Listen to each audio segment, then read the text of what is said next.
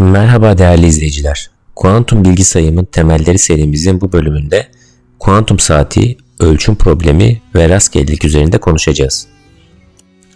Tek ibreli bir saatinizin olduğunu ve ona doğrudan bakmanızın yasak olduğunu hayal edin.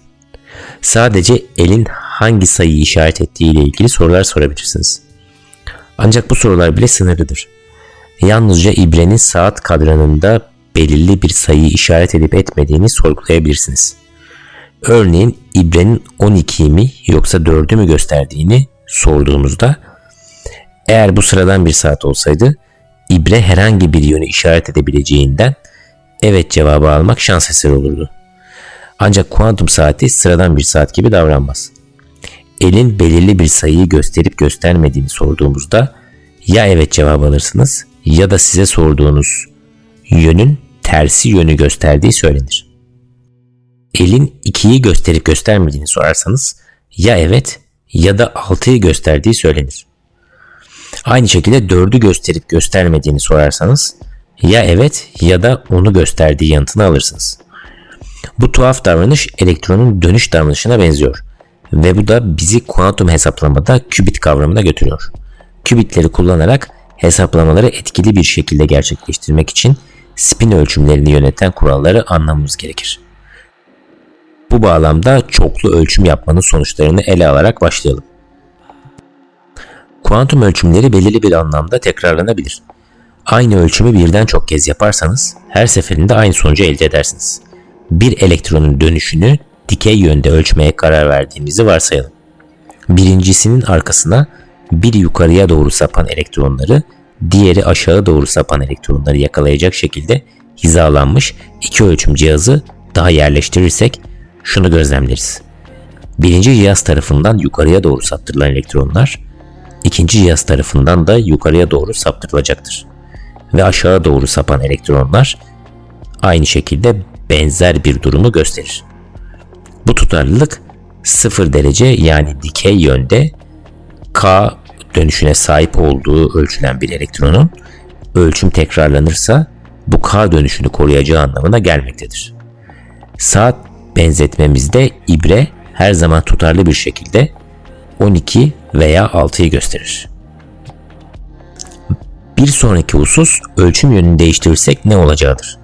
Örneğin spini önce dikey yönde sonra yatay yönde ölçersek durum daha karmaşık hale gelir. Kuantum mekaniği bize ikinci ölçümün sonucunun farklı bir yönde birinci ölçümün sonucuna dayanarak kesin olarak tahmin edilemeyeceğini söylüyor. Bunun yerine kuantum süperpozisyon ilkeleri ve değişmeyen gözlemlenebilirlerin doğasında bulunan belirsizlik tarafından belirlenen olası sonuçların olasılıksal bir dağılımı vardır. Farklı eksenler boyunca elektron dönüşünü ölçerken sonuçlar kuantum durumunun yeni ölçüm esasına yansımasıyla ilgili olasılık genlikleri tarafından yönetilir. Örneğin dikey olarak ölçülen bir elektronun spininin bir sonraki ölçüm yatay olarak yapılırsa spin yukarı veya spin aşağı ile ölçülme olasılığı eşit olabilir. Bu belirsizlik kuantum mekaniğinin temel taşıdır ve hesaplamaları gerçekleştirmek için bu tür süperpozisyonlardan yararlanan kübitlerin işleyişinin de temelini oluşturur. Kuantum hesaplamanın gücünden yararlanmak için bu ölçüm ilkelerini iyice anlamamız gerekir.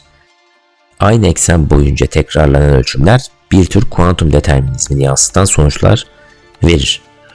Ancak ölçüm eksenini değiştirmek kübitin süperpozisyon durumlarında var olma yeteneği açısından çok önemli olan kuantum belirsizliğini ortaya çıkarır. Bu nedenle bu kavramlara hakim olmak için güvenilir kuantum hesaplama sistemleri geliştirmek oldukça önemlidir. Elektron dönüşünü ölçerken sonuçlar ölçümün yönüne bağlı olarak önemli ölçüde farklılık gösterir. Elektron dönüşünü önce dikey sonra yatay yönde ölçtüğümüz bir senaryo düşünelim. Kurulum dikey yönde spini ölçen bir dedektörden geçen bir elektron ışınını ve ardından birinciye göre 90 derece döndürülen yatay yönde spini ölçen ikinci bir dedektörü içerir. Başlangıçta eğer bir elektronun birinci dedektör tarafından dikey yönde yukarıya doğru döndüğü K durumu ölçülürse, ikinci dedektör tarafından yatay yönde yapılan müteakip ölçüm eşit olasılıkla yukarıya doğru spin K veya aşağıya doğru spin G verecektir. Yani yatay yönde elektronların yarısı K spinine, yarısı da G spinine sahip olacaktır. Yatay yöndeki dönüşlerin sırası tamamen rastgele görünür. Bu rastgelelik başlangıçta ölçülen elektronların dikey yönde de aşağı dönüşe yani G durumuna sahip olduğu koşul içinde geçerlidir. Bu elektronlar yatay yönde ölçüldüğünde yarısı K spinini, diğer yarısı da G spinini sergileyecektir. Dolayısıyla yatay spin durumları başlangıçtaki dikey ölçümden bağımsızdır.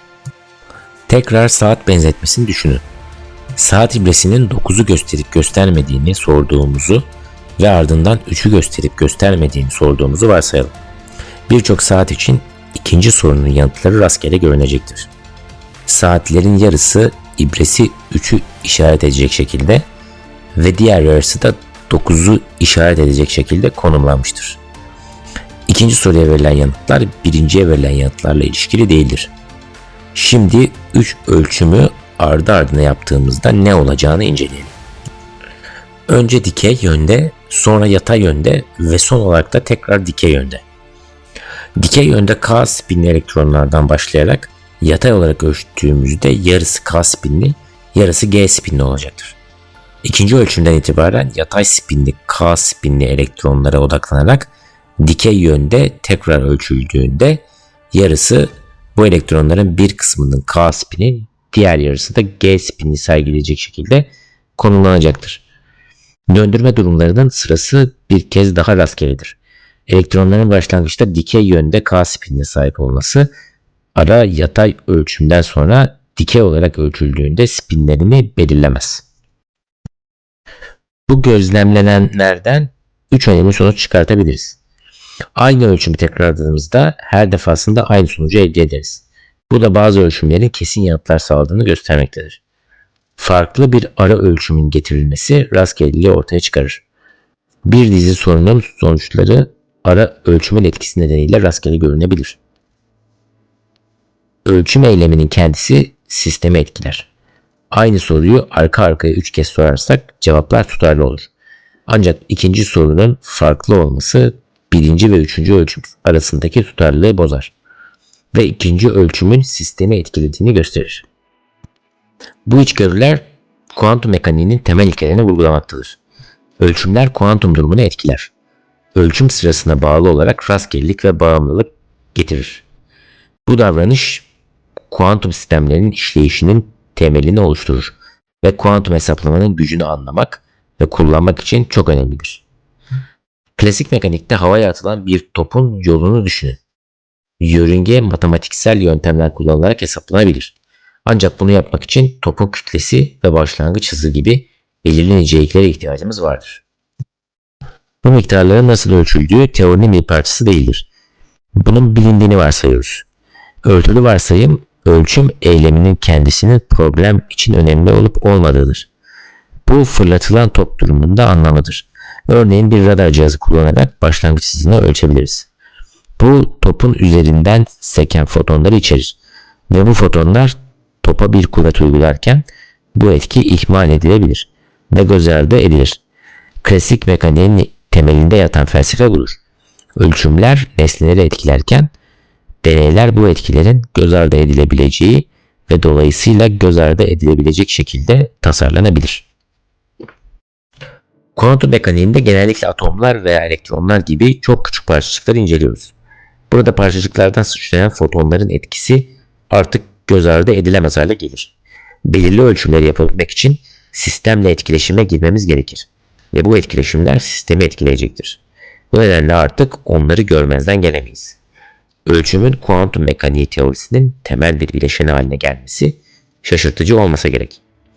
Şaşırtıcı olan bunun nasıl dahil edildiğidir. Bir elektronun dönüşünü önce dikey yönde, sonra yatay yönde ölçtüğümüz durumu düşünün. İlk dedektörden geçtikten sonra 0 derece yönünde yukarı spinli K elektronları ikinci dedektör tarafından 90 derece yönünde spin yukarı K ile ölçülen popülasyonlarının tam olarak yarısına sahip olacaktır. Ölçüm aparatında kullanılan mıknatısların gücünün sonuçları etkileyebileceği düşünülebilir. Belki mıknatıslar çok güçlü olsaydı elektronun manyetik eksenini ölçüm cihazının manyetik alanıyla aynı hizaya getirebilirlerdi. Eğer mıknatıslarımız daha zayıf olsaydı bu hizalama azalabilir ve bu da farklı sonuçlara yol açabilirdi. Ancak teori ölçüm cihazının gücünü bu şekilde içermemektedir. Göreceğimiz gibi modellerimiz ölçümün gücünü hesaba katmıyor. Önemli olan nasıl yürütüldüğüne bakılmaksızın ölçüm sürecinin kendisidir. Sistem üzerindeki etki güce değil, ölçüm türüne bağlı olan önceden belirlenmiş belirli kurallar tarafından belirlenir. Ölçümlerin teoriye dahil edilmesi klasik mekanik ile kuantum mekaniği arasındaki temel farklardan biridir. Bir diğer fark rastlantısallıkla ilgilidir. Klasik mekanikte başlangıç koşullarını ve bir sisteme etki eden kuvvetleri bildiğimizde sistemin gelecekteki davranışını deterministik olarak tahmin edebiliriz. Ancak kuantum mekaniğinde ölçüm sonuçlarında doğal bir rastlantısallık vardır. İyi tanımlanmış bir durumdaki sistemle başlarsak bile bir ölçümün sonucu yalnızca olasılıksal olarak tahmin edilebilir. Özetle klasik mekanik ölçümlerin sistemi önemli ölçüde etkilemediği varsayımıyla çalışır ve bu da ölçüm sürecini göz ardı etmemize olanak tanır. Öte yandan kuantum mekaniği sistemin doğası gereği etkileyen ölçüm eylemini dikkate almamızı gerektirir. Bu birleştirme ölçüm sonuçlarının ölçüm aparatının gücünden ziyade olasılık ve ölçüm türüne göre belirlendiği kuantum mekaniğini yöneten temel ilkelere yol açar. İleriye doğru kuantum mekaniğinde spin ölçümlerinin nasıl ele alındığını modelleyen matematiğin derinliklerine ineceğiz. Her ölçümün ölçüm gücünden bağımsız, daha ziyade gerçekleştirilen ölçümün türüne bağlı olan belirli kurallara göre sistemin değişmesine neden olduğunu görmekteyiz. Bu keşif klasik ve kuantum mekaniği teorileri arasındaki keskin farklılıkları daha da ortaya koyacaktır. Kuantum mekaniği doğası gereği rastgelelik içerir. Örneğin bir elektron akışının dönüşünü önce dikey yönde sonra yatay yönde ölçersek ve ikinci ölçümün ardından sonuçları kaydedersek K ve G ile gösterilen bir dönüş dizisi elde ederiz. Bu dizi tamamen rastgeledir ve K, G, G, K, K, G, G gibi bir sekans ile tanımlanabilir. Klasik deneylerde tarafsız bir yazı tura atılarak benzer şekilde bir rastgele dizi oluşturulmaktadır. Ve bu da farklı bir dizilimi de gerekli kılar. Bu iki örnek benzer sonuçlar üretse de bu iki teoride rastgeleliğin nasıl yorumlandığı konusunda derin bir fark vardır. Yazı tura atma klasik mekanikle açıklanabilir ve matematiksel yöntemler kullanılarak modellenebilir. Sonucun yazı mı yoksa tura mı olacağını tahmin etmek için başlangıç koşullarını tam olarak ölçmemiz gerekmektedir. Paranın ağırlığı, fırlatıldığı yerin yüksekliği, baş parmağın uyguladığı kuvvet, tam çarpma noktası, paranın yönü gibi durumlar ve bu bağlamda üretilen teori tüm bu değerlerin mutlak bir kesinlikle bilinmesi halinde takla atmanın sonucunu belirleyebileceğimizi belirtmektedir. Dolayısıyla burada gerçek bir rastlantısallık söz konusu değildir. Kuantum rastgeleliğine inecek olursak, burada kuantum mekaniğindeki rastgelelik kavramı temelde farklıdır ve buradaki rastgelelik gerçektir. Örneğin K, G, G, K, K, K, G, G gibi spin ölçümlerinin olduğu bir sıralama verilsin ve bu sıralama tamamıyla rastgele olmaktadır. Ancak yazı tura örneğinde ve yazı tura atma durumunda H, T, T, H, T, H, T, H gibi bir dizi rastgele görünmekle birlikte fiziğin temel yasaları açısından deterministik olmaktadır. Başlangıç koşullarını sonsuz hassasiyetle ölçebilseydik görünürdeki rastlantısallık da ortadan kalkardı. Einstein Tanrı zar atmaz diyerek bu yorumdan hoşlanmamıştı. Daha derin bir teorinin var olup olamayacağını sorguladı. Elektronlar açısından bakacak olursak ilk konfigürasyon hakkında daha fazla bilgi sahibi olunabilir mi ve nihai sonuçlar rastgele olmaktan ziyade önceden belirlenmiş olabilir mi gibi sorular ortaya çıkmaktadır. Değerleri biliniyorsa görünen rastgeleliği ortadan kaldıracak gizli değişkenler var mıdır? Bu noktada da gizli değişkenler ve gerçek rastgelelik kavramına gidiyoruz ve burada gerçek rastgeleliği kullanan matematik teorisini keşfetmekle birlikte bu soruları ele alacağız. Gizli değişken hipotezi ile gerçek rastgelelik arasında ayrım yapmak için bir deney tasarlanmıştır. Bu deney birçok kez tekrarlandı ve sonuçlar basit gizli değişkenler fikrini geçersiz kılarak gerçek rastgeleliğin varlığını tutarlı bir şekilde destekledi. Kuantum mekaniğinde bu tartışmaya bir elektronun dönüşünü veya bir fotonun polarizasyonunu kullanarak bir kübiti temsil etme noktasıyla başlandı. Bir kübit durumunu ölçmenin sonucu doğası gereği olasılıksaldır. Ve bu olasılıksal doğa sistem hakkındaki bilgi eksikliğinden kaynaklanmaz. Kuantum mekaniğinin temel bir yönüdür. Klasik ve kuantum rastgelelik arasındaki fark çok derindir. Klasik mekanikte rastgelelik eksik bilgi ve ölçüm hassasiyetinin bir ürünüdür. Kuantum mekaniğindeki rastgelelik ise içseldir ve ölçüm hassasiyetindeki herhangi bir artışla ortadan kalkmaz. Bu ayrım kuantum sistemlerinin davranışını ve kuantum hesaplamadaki kübitlerin doğasını anlamak için çok önemlidir. Dinlediğiniz için teşekkürler, sağlıcakla kalın.